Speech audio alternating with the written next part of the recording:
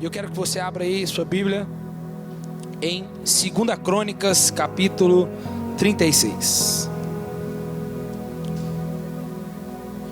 Irmãos,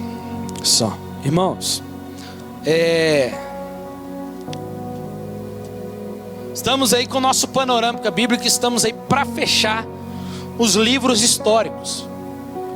A partir de hoje vai faltar só Neemias e Esdras. E vamos fechar os livros históricos já.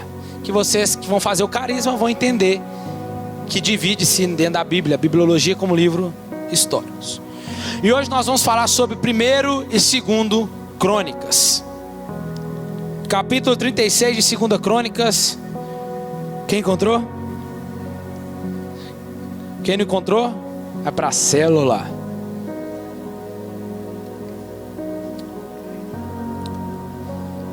Diz assim, vamos ler. Vamos ler a partir do versículo 14.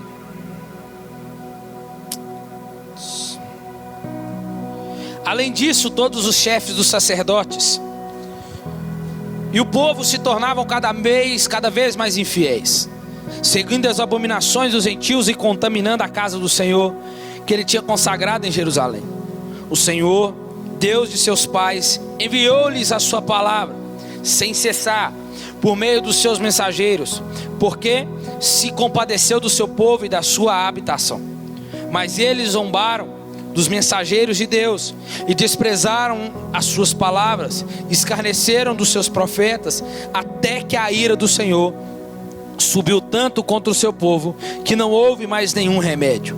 Fez subir contra eles o rei dos caldeus, o qual matou os seus jovens, a espada no seu santuário, e não teve piedade nem dos jovens, nem das donzelas, nem dos velhos, nem dos decrépitos. Deus entregou a todos nas mãos de Nabucodonosor todos os utensílios da casa de Deus, grandes e pequenos, os tesouros da casa do Senhor, os tesouros dos reis e dos seus príncipes, levou para a Babilônia.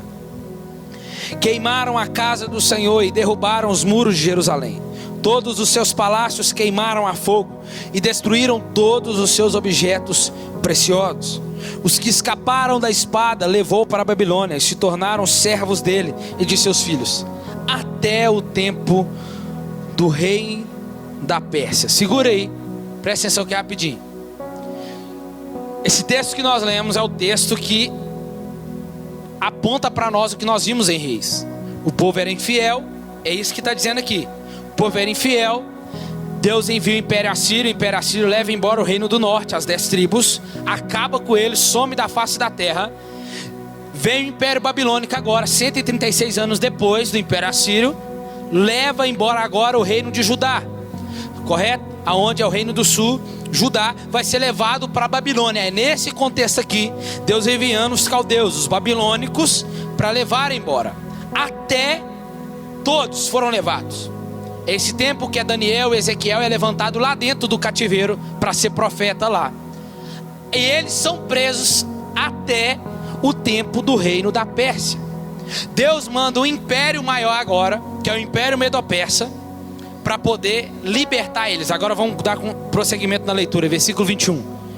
A terra gozou dos seus sábados, todos os dias da sua desolação. Ela descansou, até que se completaram 70 anos do cativeiro, em cumprimento da palavra que o Senhor falara por intermédio de Jeremias. No primeiro ano do rei Ciro, rei da Pérsia, para que se cumprisse a palavra do Senhor falada por intermédio do profeta Jeremias. Despertou então o Senhor o espírito de Ciro, rei da Pérsia, de modo que ele fez passar, pregando para todo o reino, como também está escrito dizendo: assim diz Ciro, rei da Pérsia: o Senhor Deus dos céus deu-me todos os reinos da terra, e me encarregou de edificar uma casa em Jerusalém, que é Judá, que está em Judá. Quem há entre vós e todo o seu povo, o Senhor seu Deus seja com ele, e suba. Só até aqui e vamos lá. Irmãos, porque o povo se tornou infiéis. Rafa, melhora para mim, soma um pouquinho aqui, por favor. Porque o povo se tornou infiel, conforme o texto que lemos, E vimos no domingo anterior, eles foram levados cativos. O reino do norte acabou, o reino do sul foi levado ainda vivos por Nabucodonosor. E o cativeiro iria durar 70 anos, já profetizados por Jeremias. Anunciou que eles iam ser levados pelo profeta Abacuque. E nesse meio Deus levanta, lá dentro do cativeiro, Deus levanta Daniel, Ezequiel, para serem profetas no período do exílio, para alertar o povo, para que o povo não se esquecesse de Deus, para que o povo viesse a se arrepender. Passa então 70 anos, Deus envia o império Medo-Persa e acaba com a Babilônia.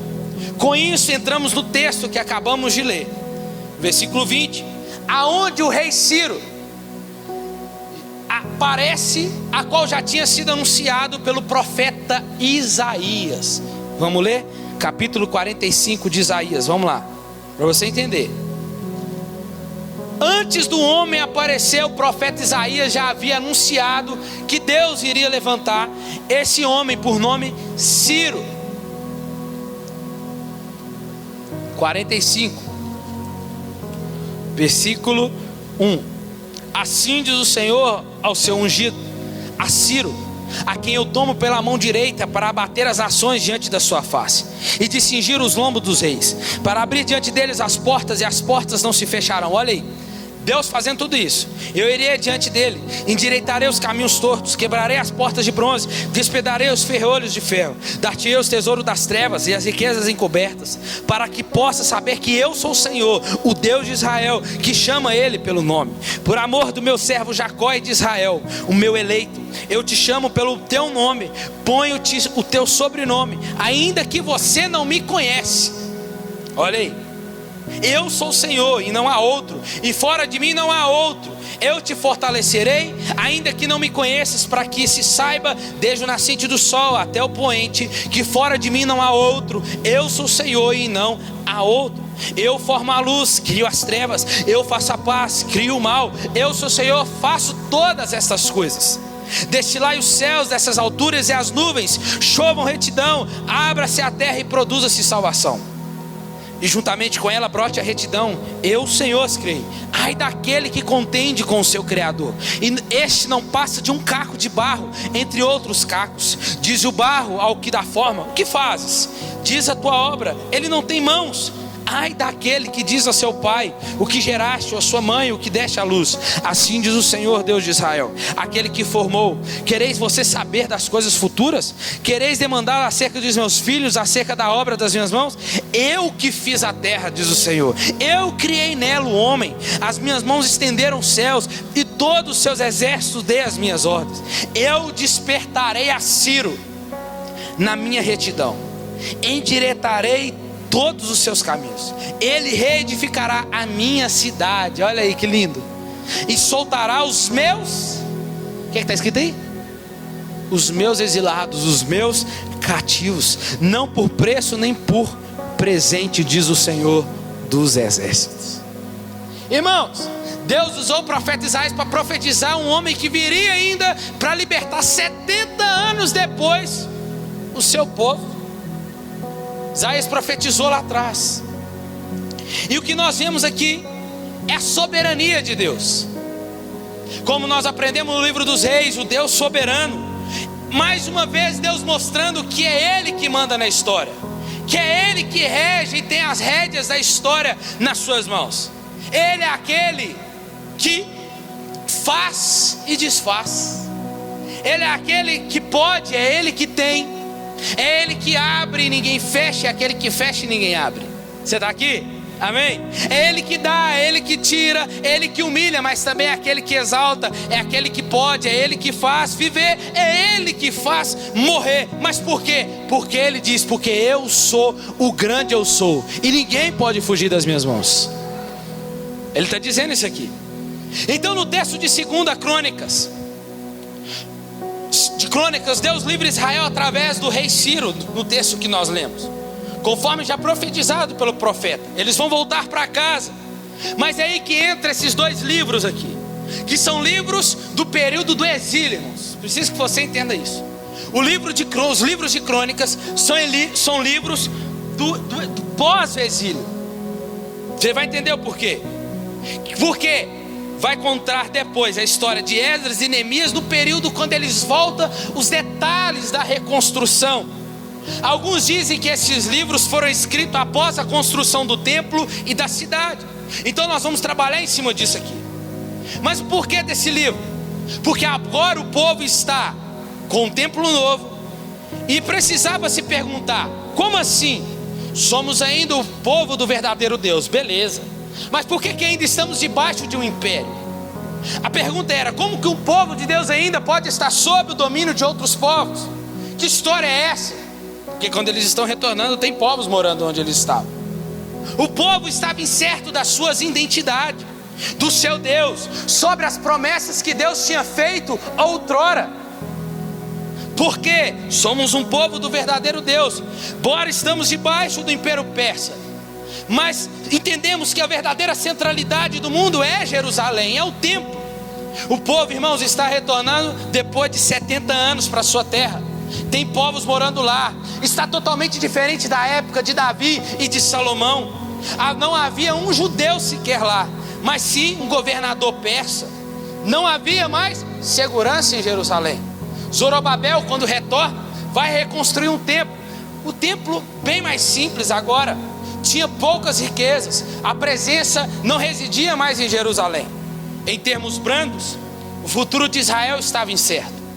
Parecia desolador quando comparado aos templos do tempo de Davi.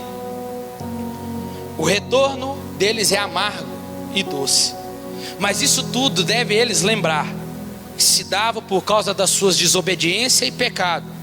O pecado pessoal, a falsa adoração e a confiança no homem em vez de Deus. Aí entramos em 1ª e 2ª Crônicas, de forma aonde o autor vai nos mostrar que o propósito inicial é relembrar o povo. Agora vocês vão entender. É relembrar o povo a história de quem eles são, de onde eles vieram, como eles surgiram. É como nós aprendemos no Pentateuco. No Pentateuco, Moisés está lá no final de Deuteronômio, recontando toda a história para o povo.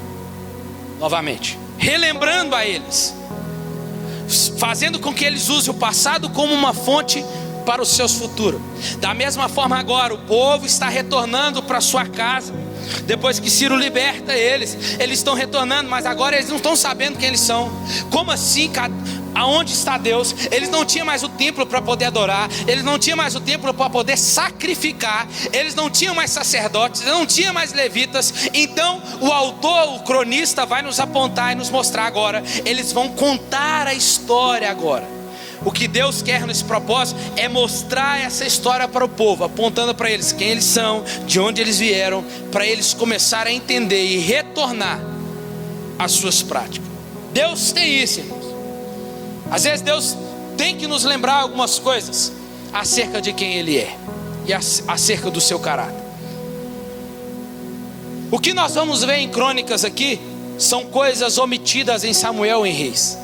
No livro dos Reis, a história é dada a partir do trono. Já em Crônicas é a partir do altar e do templo.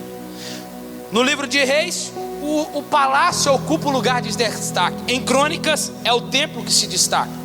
O livro de Crônicas tem grande importância, como a genealogia, como nós vamos ver lá em 1ª Crônica. Instituições de culto, o templo vai retornar. Como cultuar, como chegar diante de Deus, vai retornar. E a sua vida diante de Deus.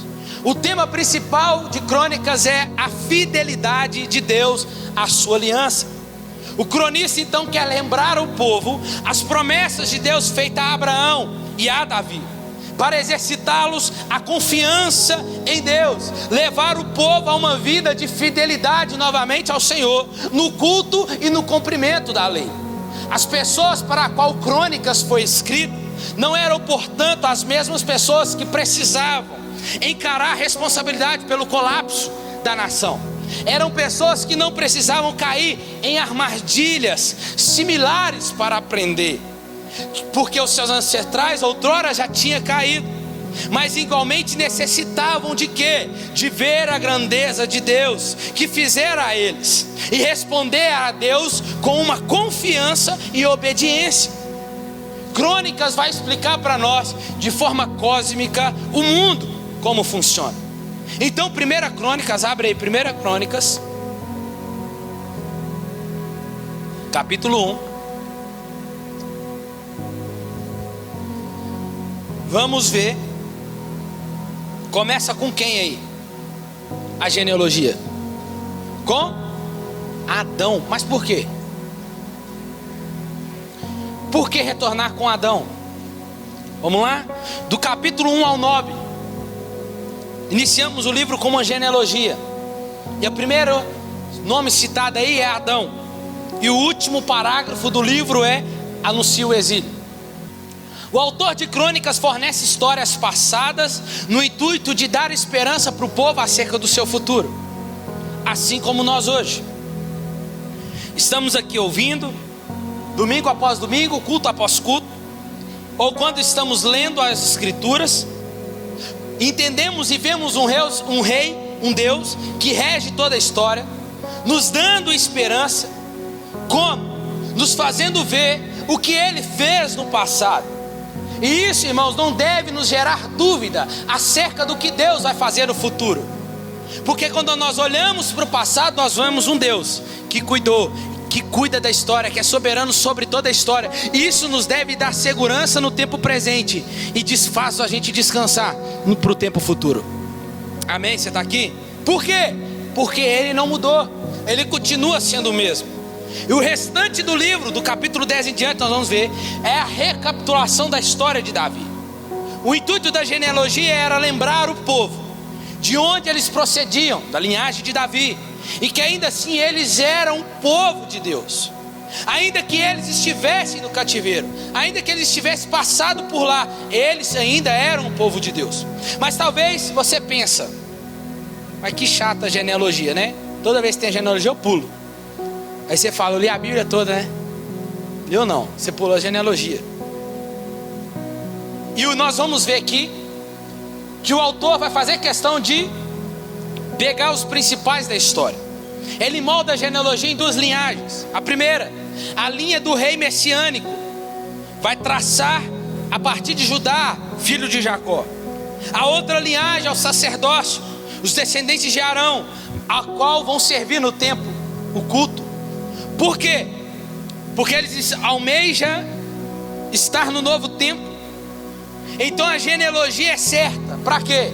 Para lembrá-los de onde são e o porquê eles estão ali. O que isso pode nos ensinar hoje, irmãos? Quando Deus quer relembrar o povo, o que isso pode nos ensinar? Tem momentos na nossa caminhada cristã que as circunstâncias, assim como um cativeiro no tempo deles, vem tão forte, seja elas criada pela nossa desobediência, seja ela criada pelo fruto do nosso pecado, seja ela uma circunstância que vem mesmo sobre nós como uma tribulação, uma tempestade, que a gente pensa, peraí, por que eu estou passando por isso? Será que eu sou filho mesmo? Será que eu sou povo de Deus mesmo? Será que Deus me enxerga mesmo? A gente pensa. Ou quando pecamos, caímos de novo, isso também faz gerar sérias dúvidas sobre quem nós somos. Estamos sabendo que estamos vivendo é a consequência do pecado, como esse povo viveu.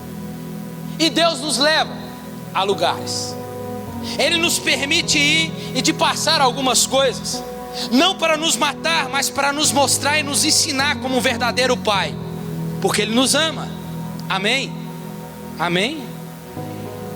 E isso tudo muitas das vezes vai nos fazer duvidar. A pergunta, será que Deus está me vendo aqui nesse lugar? Será que Deus não vai me tirar daqui? Isso nos faz duvidar, esquecer de quem somos. Talvez você diz, olha a minha vida, olha a minha volta, olha que bagunça que está, olha o que eu fiz. Isso faz, irmãos, com que venhamos esquecer muitas das vezes até da onde Deus nos tirou, aonde Ele nos colocou, quem somos e que Ele fez em nós. Esse é o intuito da genealogia, é mostrar para aquele povo, é Deus mostrando para aquele povo quem eles são, da onde Deus tirou eles e aonde eles estão agora e por que eles estão agora passando por isso.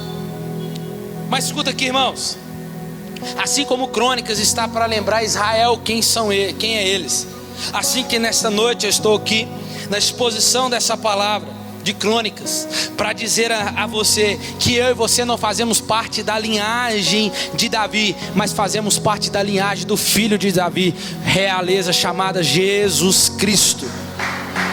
Amém? Pode.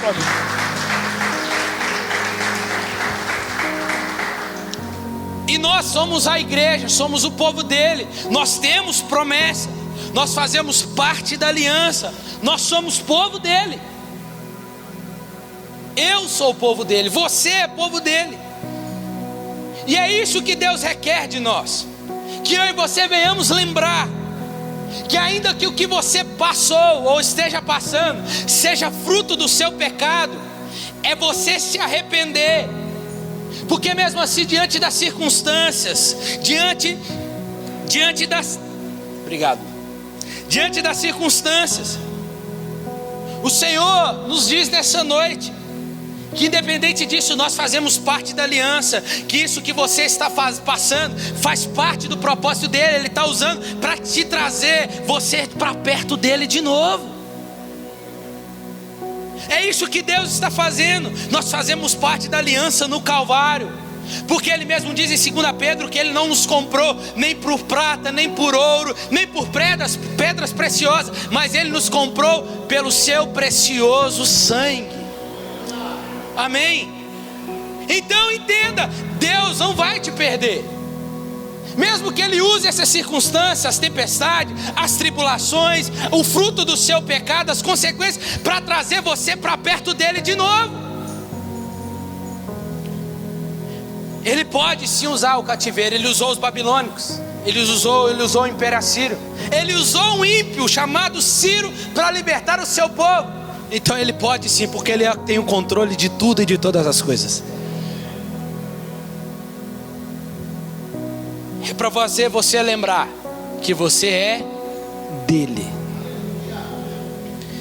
As genealogias então apontam para esse fato de que as promessas davídicas provinham de um juramento que Deus tinha feito a Abraão, e que ele seria pai de multidões, que seria uma grande nação e seria abençoadas. Então o tema principal é a permanência da aliança de Deus. Mas escuta, Deus não é fiel à aliança por causa de nós. Ele é fiel à aliança porque Ele não joga conversa fora. Ele é fiel à aliança por causa do nome dele. Você está aqui? Ele é fiel à aliança por causa do nome dele. O nome dele, a sua glória, a qual ele não dá outro. Se está em jogo a glória dele, ele assina, porque é a glória dele, é o nome dele. Então escuta uma coisa, é isso que nós vemos na genealogia, um Deus fiel à sua palavra.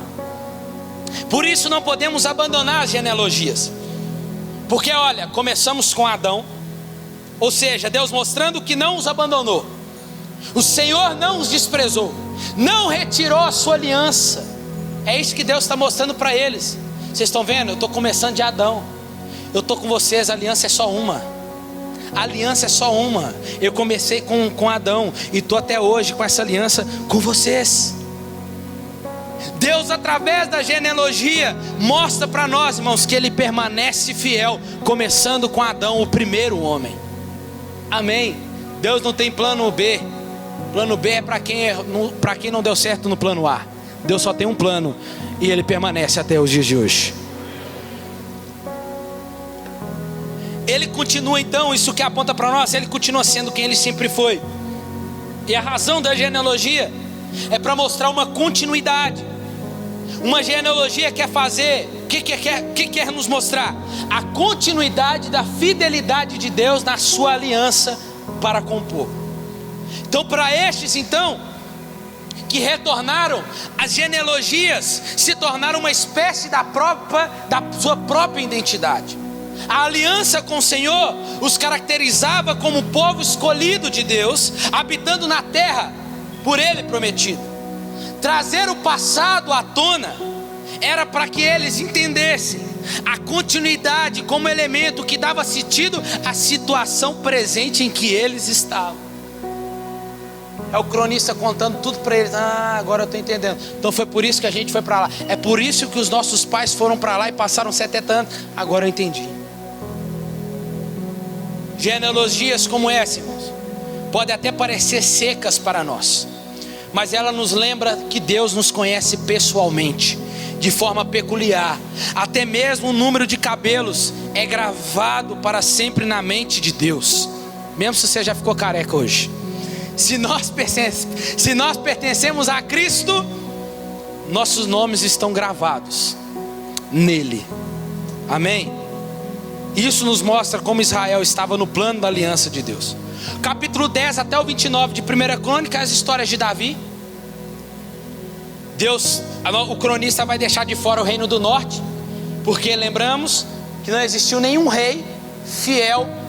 De 21 reis que foram levantados no reino do norte, nenhum foi fiel a Deus. De 12 que foram levantados no reino do sul, 8 foram bacanas, que da onde veio Davi. Crônicas, o autor vai deixar de fora as histórias negativas de Davi, vai omitir as várias esposas que ele tinha, a rebelião de Absalão, o pecado com Batseba. Davi é demonstrado em Crônicas como um bom rapaz, e ainda vai mostrar histórias que nós não vimos em Samuel e nem em Reis, como Davi preparando, recolhendo as ofertas para a construção do templo que seria para o seu filho Salomão.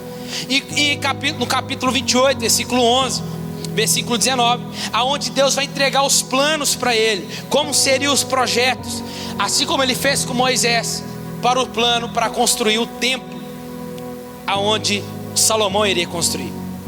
E por que este novo material em Crônicas sobre Davi? Primeiro, o propósito do autor não é esconder as falhas de Davi, porque a gente viu em Samuel e em Reis. Ao invés disso, o autor está tentando retratar Davi para nós aqui como um rei ideal, um rei que foi escolhido segundo o coração de Deus, mostrando como deve ser um rei ideal, fazer dele uma imagem ou um tipo do futuro rei messiânico da linhagem de Davi. É muito semelhante quando nós vamos ver a história de Jeremias e Ezequiel. Eles chamam o Messias de um novo Davi. Nós vamos ver isso lá. Isso fica mais claro quando o autor fala da promessa, da aliança de Davi, lá em 2 Samuel, capítulo 7. Vamos ver que nem Davi, nem Salomão, e nenhum outro rei poderia ser o rei messiânico da linhagem de Davi. Por quê? Porque quando o rei messiânico, o Messias vier, ele será um rei como Davi. Assim, as histórias de Davi no passado são as que sustentam a esperança para o futuro que virá o Messias. Por isso o autor coloca as histórias positivas de Davi apontando para o Messias. Amém? Aí nós entramos em 2 Crônicas e nós já entramos com Davi partindo. Davi está morrendo. A história vai se concentrar nos reis que moravam em Jerusalém, semelhantes no livro dos reis, mas tem uma diferença. Aqui o autor novamente vai deixar os reis do reino do norte de fora, não compete, vai citar Saul pouquinha vez, uma vez só, porque o desejo dele é se concentrar agora na linhagem de Davi. Ele destaca então os reis obedientes a Deus, e acrescenta como suas obediências levou ao sucesso e à bênção de Deus, mas adiciona alguns infiéis. Para quê? Para mostrar por povo a bagunça que esses reis infiéis causaram e o que levou a eles irem para o cativeiro. E toda essa sessão se transforma em uma sessão de caráter, onde o autor quer mostrar o caráter desses reis. O autor quer ensinar para essa geração que chegou, para que eles aprendam com a história das famílias, para que eles se tornem fiéis a Deus e à lei. Escuta aqui uma coisa. Sabemos que muitas das vezes nós precisamos errar para aprender. Alguns dizem, não, precisa errar para aprender. Mas se tivesse um jeito mais fácil para aprender? E se eu te falar que tem um jeito mais fácil para aprender? Ouvir quem já errou, para não cair nos mesmos erros. Isso é um fato. Principalmente os filhos que aqui estão. Ouçam seus pais. Ouçam os seus pais. Quando o seu pai disse não vai, não é para você ir para lá, eu não quero você ir lá.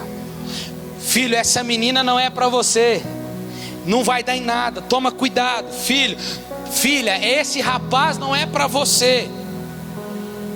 Ele está fazendo o quê? Está te ensinando. Não, pai, deixa eu ir, eu amo ela, eu amo ele, vai lá. Aí quando bate a cara na parede e volta, é pai, bem que você falou, né? Então é possível sim, quando o pai diz, não compra, não vai, não faça. Eu já passei por aí, eu já fui por aí, eu já fui por esse caminho, já andei por aí, não vai. Mas tem que ir, né? Eu quero aprender, deixa eu viver a minha vida. Não é assim que eles dizem? Deixa eu viver a minha vida. Não vai, toma na cara lá, bonito. Escuta uma coisa aqui, para os pais: não cessem de ensinar os seus filhos. A culpa não vai vir sobre vocês. Se o seu filho não escutar, aí o problema é dele. Amém? Então escuta uma coisa, irmão. Por que a gente erra então? Até contar aqui um testemunho de família. Um rapaz da minha família, ele estava namorando. E aí ele namorou a menina bonita, a menina até bonita, mas e a irmã orar lá na casa da minha avó e falava assim, ó, Deus não está nesse negócio não, toma cuidado, essa menina não é para você, essa menina não é para você. Falava, beleza, não, aí ele falava com o meu avô, não pai, eu amo ela, ela vai mudar. Se alguém te prometer no namoro que vai mudar, vigia, não vai não. Se não melhorar, se Jesus não entrar e transformar e quebrar o vaso, tá? Cuida agora. É a mesma coisa. Ah, pastor, quando chegou pro Lucinho lá, né? Ô pastor, então eu quero, o meu namorado é uma bênção, sabe? Só que ele bate na mãe dele. Aí o Lucinho falou assim, é mesmo? Então casa com ele logo, minha filha, para dar um sossego pra mãe dele. Por quê? Porque ela vai apanhar também. Escuta uma coisa, isso é questão de caráter, irmãos. Aí o bonitinho foi lá e falou, brigaram, tiveram uma briga lá, pegou a aliança e deu um bicudo na aliança lá no lote longe, na casa dela. Na casa dela não, uma casa nem sei da onde. Brigaram na rua, aí ele foi lá e falou assim, Deus, se for do Senhor eu casar com ela, eu vou achar essa aliança, mas se não for do Senhor eu não vou casar com ela. Tá ele lá chamando os capinadores, contratou para capinar. Não achou a aliança. Casou com ela. 5 anos depois, divorciado. Colocou Deus na frente, tá vendo? Deus vai mostrando, não quer ouvir? Não, então toma na cara. Toma na cara para aprender. Escuta uma coisa aqui. Então por que a gente erra, irmãos? Porque não aprendemos com a história de Deus, a Bíblia. Porque não lemos a Bíblia. Olha quanto aprendizado nós estamos tendo aqui de Gênesis até aqui agora.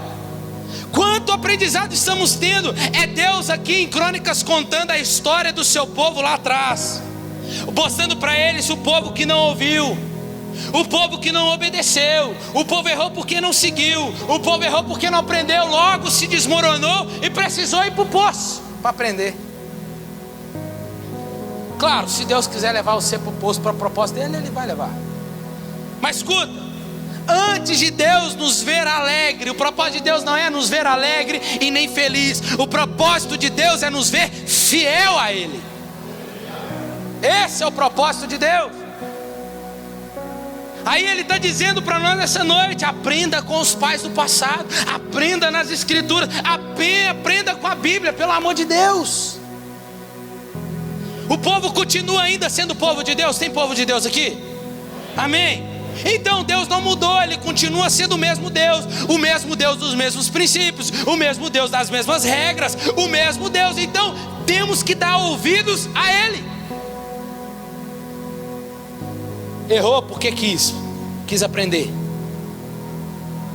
porque não leu, porque não aprendeu. Errais por não conhecer as Escrituras, diz Jesus. Isso tudo é uma questão de caráter, irmão, para que venhamos ser fiéis. Obediência traz a bênção, enquanto que desobediência vai trazer julgamento. Precisamos nos arrepender, aí virá o perdão. É isso que o cronista está ensinando para esse povo. Aprenda com seus pais para vocês, aprenda com o passado para vocês não me pulgar, porque se vocês errar de novo, eu faço de novo. É isso que Deus está dizendo. Partindo para o final, a história de Israel pertence assim como a minha e a sua, ao propósito de Deus para todo mundo. O cronista tem interesse em narrar os descendentes de Adão até o cumprimento das promessas dos judeus quando eles voltam da terra. A história do povo de Israel pertence ao Deus de Israel. A história da igreja pertence ao Deus da igreja. Amém? Então o interesse do cronista aqui é relacionar o passado do exílio com a esperança futurista de reerguer o templo. Nós encontramos então nesses relatos que, embora o exílio tenha ocorrido como advertência por parte dos profetas, que já tinham profetizado e eles rejeitaram, ainda assim, irmãos, Deus se manteve fiel à aliança. E é bom nós lembrarmos, irmãos, que Deus é que estava mantendo a sua promessa de pé. É Deus que estava com a sua aliança na mão. Deus não estava mantendo a sua promessa de pé por causa do povo, não, mas por causa do seu nome. Vou dizer de novo, Ele é fiel ao que Ele mesmo disse. O povo está aprendendo as duras penas, logo Deus vai renovar as promessas. Irmãos, a igreja tem promessa, sim ou não? E essa promessa é baseada em Jesus. Deus é fiel, irmãos. Escuta isso aqui. Não é porque você é bonito. Deus é fiel não é porque você é um dizimista fiel. Não. Porque você faz o bem ao próximo. Então os espíritas estão bem demais. Não. Ou porque você está fazendo algo para Ele. Nadinha disso. Ô Deus, então eu tô aqui, viu? Tô aqui. Você sabe, né? Você sabe. Sou fiel, ajudo os pobres, canto, prego, ajuda a velhinha a atravessar a rua. Por isso Ele é fiel? Por isso? Claro que não. Quem mantém essa promessa de pé é Ele. Por quê? Pois quem falou foi Ele. Foi Ele. Assim como a minha e a sua salvação, quem nos comprou foi Ele, quem segura a nossa salvação é Ele. E Ele mesmo diz: aquele que o Pai me deu, ninguém pode arrebatar das minhas mãos. Então escuta uma coisa: Deus não é filho do homem para que minta, nem filho do homem para que se arrependa. Deus não é eu e você, irmão. Um dia você está bem, um dia você está mal. Um dia você fala um trem aqui, o outro dia você não está cumprindo o que você falou. Deus não é assim. Se Deus falou, está falado. Então entenda, irmão, nesse dia de hoje somos povo dele. Não é eu e você que mantemos a aliança de pé. Deus não, a promessa dele de pé por aquilo que nós fazemos. Ele que mantém fiel a sua aliança a nós por aquilo que saiu da sua boca, por causa do seu filho. Isso aponta para o que Cristo faria, irmãos. Deus viu que nós não poderíamos nem conseguiríamos acertar, pegar a nossa parte na aliança e andar com Ele. É por isso que Cristo veio. E glória a Deus por Jesus Cristo. Graças a Deus por Jesus Cristo, que assumiu na cruz a minha e a sua parte, porque nós não iríamos conseguir. Isso aponta para isso.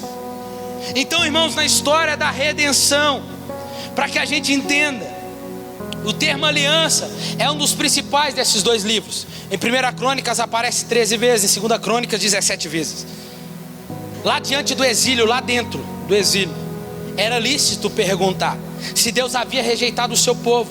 Será que Deus esqueceu da sua aliança? Será que Deus esqueceu de nós aqui? Parece com a gente, né? E para demonstrar que Deus não esqueceu do seu povo, o cronista começa com a genealogia. É o modo que Deus demonstrava que não havia rejeitado a sua aliança. Davi vai contar, olha que lindo, profeticamente, 1 Crônicas capítulo 16, versículo 33. Davi vai contar um salmo de gratidão ali. E nesse salmo ele vai dizer assim, que o Senhor iria recordar da sua aliança até 1000 gerações. Quando a Bíblia retrata até 1000 gerações, está dizendo que será para todo sempre. O Senhor será fiel à sua aliança para sempre, irmãos. Então lembrai-vos da palavra dele. É preciso recordar que a promessa não falhou, e que o reinado está sob comando dos descendentes de Davi. O reino de Deus agora é visto além das fronteiras, inclusive no exílio. Apesar de não haver mais uma monarquia teocrática, de modo que Davi pudesse reinar de uma forma visível em Israel, um reino eterno, o reinado de Davi continuaria. Isso demonstra para nós que o reino terreno é um sinal daquele reino que foi prometido e que virá em plenitude. O grande descendente eterno de Davi, o mediador messiânico, era sim aquele que deveria estar reinando e já reinava com seu pai naquele momento. Na história da redenção, a demonstração de que o reino de Deus não era físico e nem era aquele que Jesus falou em Mateus, em João capítulo 18, sobre o reino dividido. É o rei ali assentado no trono em Jerusalém, aonde por trás de Davi estava o descendente que já reinava, Jesus Cristo. E certamente o Senhor não iria quebrar e nem anular a sua promessa. Então a conclusão do livro é única para nós aqui nessa noite. No capítulo final que lemos, o imperador Ciro Persa, agora a gente volta para o final que nós lemos, você vai entender. O imperador Ciro Persa diz para eles: podem voltar para casa e reconstruir suas moradias. Ele diz no final do seu livro: não é para ficar ninguém aqui, é para todo mundo subir, que é desse povo. Termina o livro com uma frase incompleta. Agora o autor, sobre o exílio, vai retratar para nós depois a história de Esdras e Neemias. Nós vamos aprender depois. De forma detalhada, vamos ver como se deu a reconstrução da cidade e do templo, e o que isso aponta para Cristo e para a igreja nos dias de hoje. Mas claramente, a esperança dos israelitas não findou ali, não foram cumpridas nesses eventos, ainda será. Quando o Messias vier e reconstruir o templo e restaurar o povo. Assim o livro de Crônicas das histórias judaicas termina direcionando para o futuro. Ele chama o povo de Deus a olhar para trás, a fim de olhar para frente. Porque o passado agora, para eles, para o povo de Israel, se tornou uma fonte de esperança para o futuro.